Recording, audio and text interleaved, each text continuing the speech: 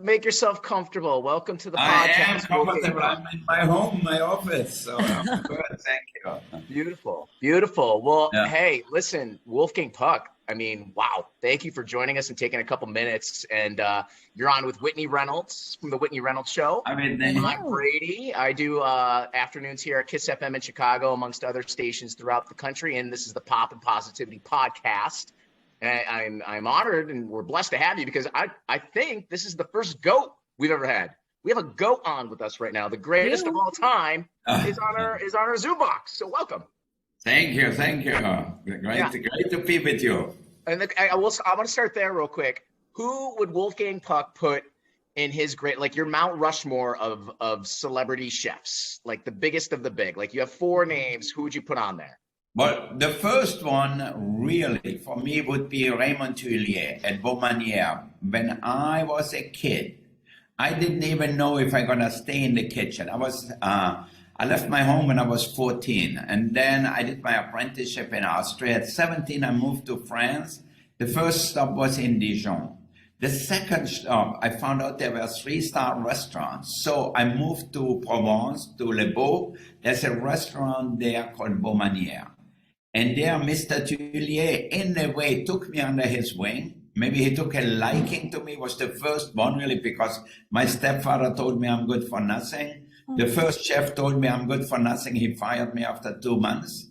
So him, I don't know what he saw in me, but somehow it changed my life. So to me, he is like responsible partially, where I am today. I really believe so. I believe in it so much that unfortunately he passed away years ago now, but I even sent my son Byron there now to cook there. So Byron is working at Beaumanière now because I really thought maybe it will inspire him too. So here was a guy when I was there, 72 years old, so passionate. I mean, it was amazing. He used to go in and out of the restaurant, and if something wasn't right, he was feisty like crazy. And I remember he was running for mayor. He used to go from door to door to tell people what he's going to do for the village. He became the mayor. He was a painter. I mean, he was a Renaissance man, really. But his passion for quality, his passion for hospitality, really, I think he put it inside of me and it changed my life. Oh, I love that. Well, you touched on a couple of really key things. And, this is the pop and positivity, and your positivity of how he impacted your life is huge. So tell me, have you taken that same quality and mentored younger kids as well? Have you passed on the torch of that? All right. I should bring in here. Find me Ari, please. Ari. I have one young guy. He's going to tell you the story. He's here actually in the office. He runs a part of our restaurants, all of our restaurants in Los Angeles. And he is with me now for, I think, 30 years. Okay, come over here. Sit next to me here. Welcome to the show. This is a very famous Kiss radio station in Chicago. So hey, now, everybody. this is Ari. So move a little farther in here. He has a better haircut than me, but he's way younger, more handsome, everything. You can't tell them. But you can tell. But I think it is great to see, like one generation. When I look for Mr. Tullier, now look at myself, and here is the next generation. And you tell them a little bit your story. You have a few minutes, okay? Okay. I had to do a report on somebody in 5th grade, and there was an article in the LA Times on Wolfgang saying that he couldn't call his pizza pizza because it didn't have tomato sauce on it. So I was like, I got to meet this guy. Cut to, I went to Spago, interviewed chef. I told him at the end of the interview, I love cooking. He's like, you come with me. And showed me how to make a pizza, gave me a tour, is very gracious. Over the years, I kind of went to a different fancy restaurant for my birthday dinner. I was 14, I think, at the time. I went to Granita, one of our restaurants that was in Malibu.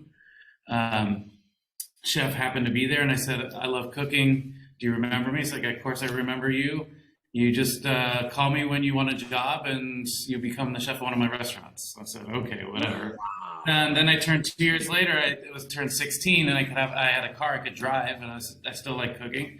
I sent him a picture of myself and him together to kind of jog the memory, and said basically, "You promised me a job, I'm going to have one." And the next day, he called me up, and I started as a prep cook at Spago, West Hollywood at 16. At 16, that is incredible. And the irony, because the story that Wolfgang was telling us earlier, he was 14 when he got into this. So the passion between the two of you, I mean, we should rename the podcast, the Passion and Positivity Podcast. Puck and Passion. Good slogan. Yeah. Oh my goodness. That's amazing. I love that. that. So Ari is with us now. He became the chef of one restaurant, and now he's running the kitchens in a few restaurants here in Los Angeles, and whenever we need help overseas, anywhere he'll go. So, Wolfgang, how many restaurants do you have in the world?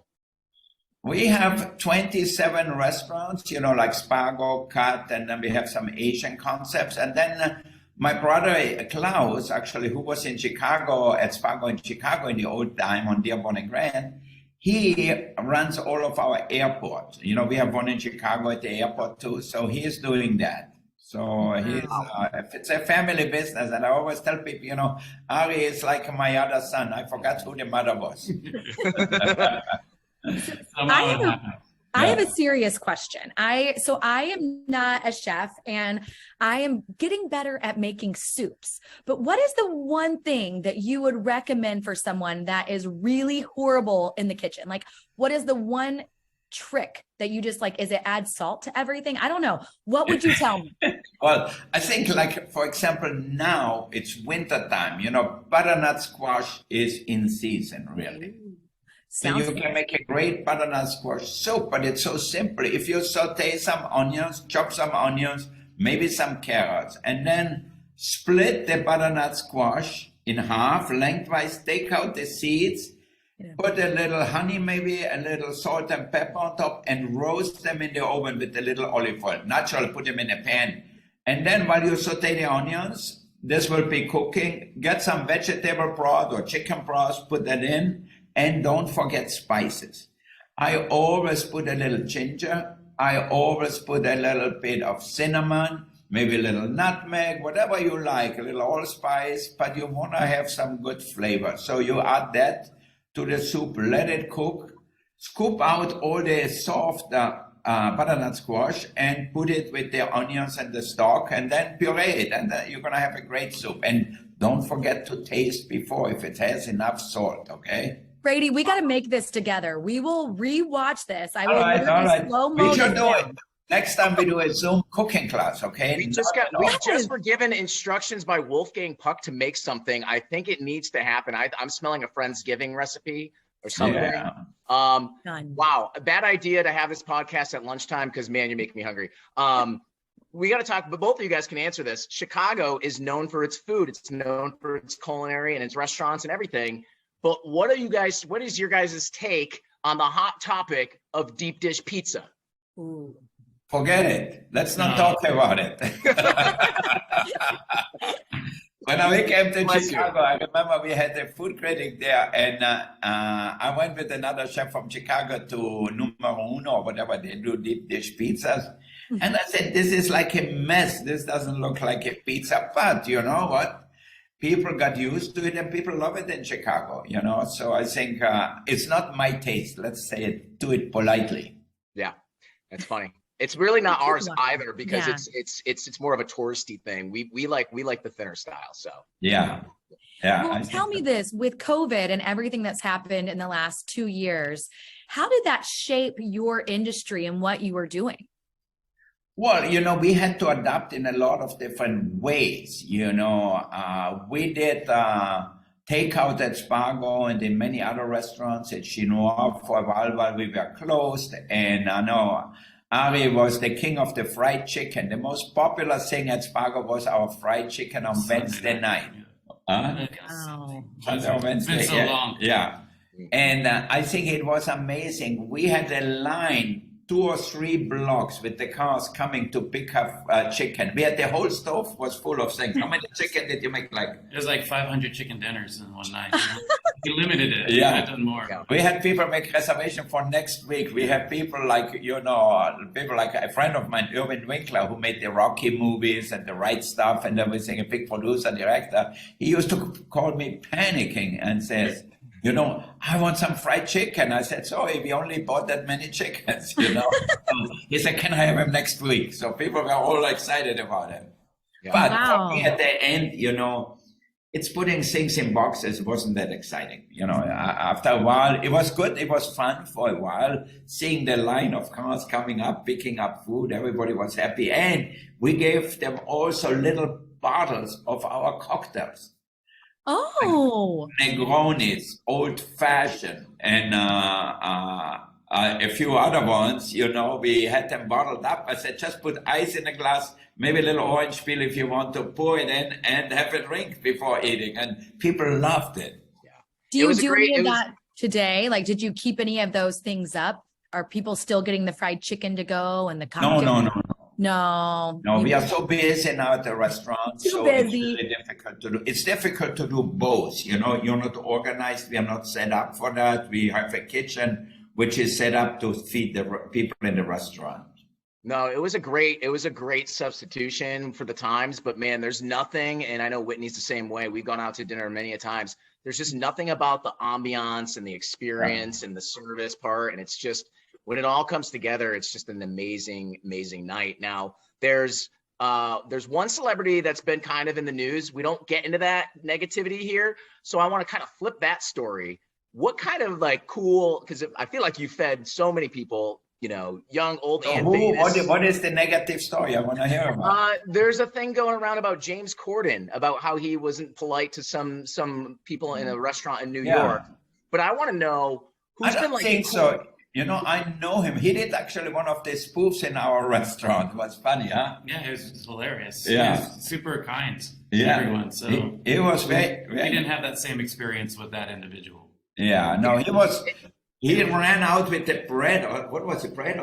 Pizza. In the dining room and said, okay, I just made fresh bread, take my bread, and he was walking around. Everybody was like, what is he doing here? I thought he was very nice and very accommodating and frankly taking pictures after with some of the guests. So, but, maybe somebody bugged him too much, or his wife too much, or whatever it is.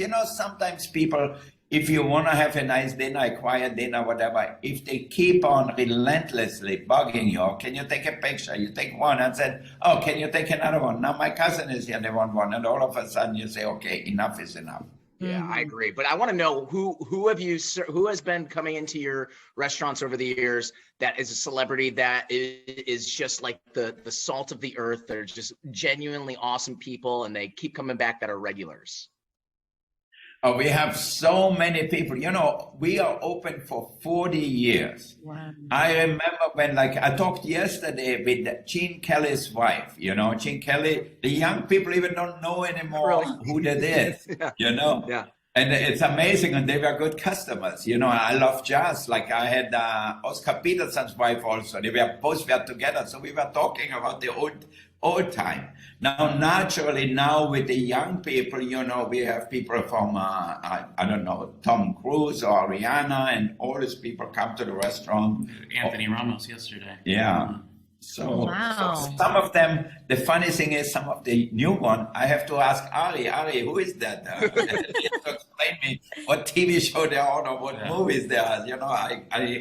I know all the old guys like Clint Eastwood and so forth, but they're getting up there. Or Michael Douglas, they were all young when we started out, and now they are, not as young anymore. But I bet they're just like me, but my inside is young. I bet they're just as starstruck to see you. I mean, to have you on the podcast today and to hear you talk about your recipes really is amazing. Now, I was also doing a little research, and you're known for your philanthropic heart. You have so many charities connected with your name. Is there one that really stands out that you are just so passionate about, you have to tell everybody about? Well, I think my mother passed away of Alzheimer's, and my friend Larry Rubo in Chicago, in Las Vegas, his father had it. And so we started this Alzheimer Foundation probably 26 years ago. in Las Vegas. And now we have an amazing research and research center and diagnostic center in Las Vegas run by the Cleveland Clinic. So that's really amazing. And actually we have a cafe there named after my mother, Maria. And we have another one that my wife Galila is working on in Ethiopia. My wife is from Ethiopia, and we have an orphanage there. It started, when my wife started it, it was like 24 kids, and now there are like almost 1,000 kids, like way over 800, maybe over 900 now in an orphanage. And we don't cook for them over there, but we provide the money. So we do fundraisers here and in other places to make the kids happier. And now we have a trade school there too, especially for women, where they learn how to make clothes, where they know what to do with cotton. They have a lot of cotton over there to weave and everything. So it's really an interesting thing. And then we have another home there for battered women, where...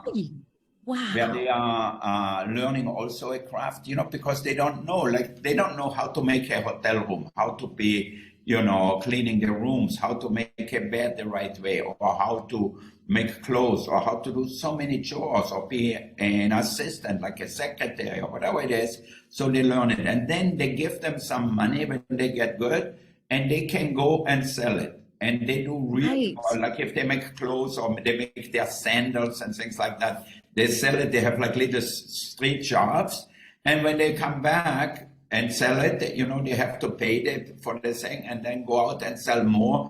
And one lady, we were there, she started out buying a little house. She remodeled it and made like a little hotel with 3 bedrooms. And now she has 6 houses like that, where people can stay and pay for it. So it's amazing to see if you give people an opportunity.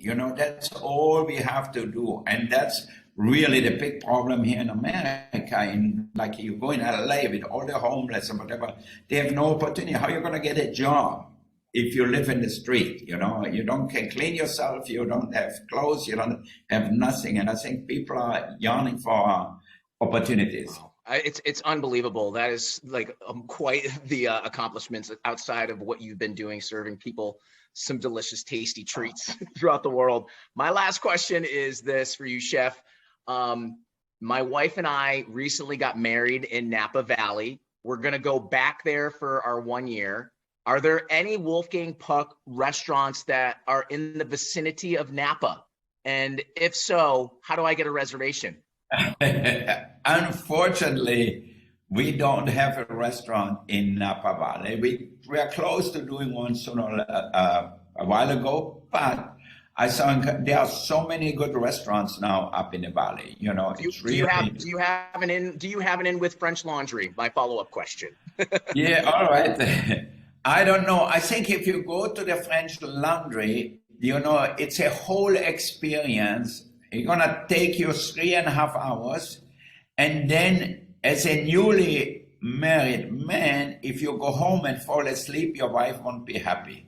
Big problem. I would go to a restaurant where you eat in an hour, have some great food, a great bottle of champagne, and do it. Keeping marriages together. Tell us at a restaurant. Ad hoc, yeah. Well, last question. Yeah. So go to a bistro, or what is nice too is L'Auberge de Soleil.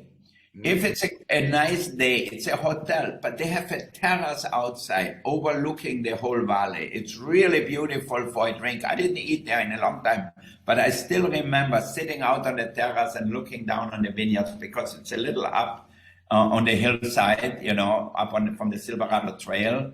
And that's really a great way to go and drink. But don't eat too much if you're newly married, because you're going to get tired. Great advice. And you got to keep that body too, Brady. Whitney agrees. She knows what to do.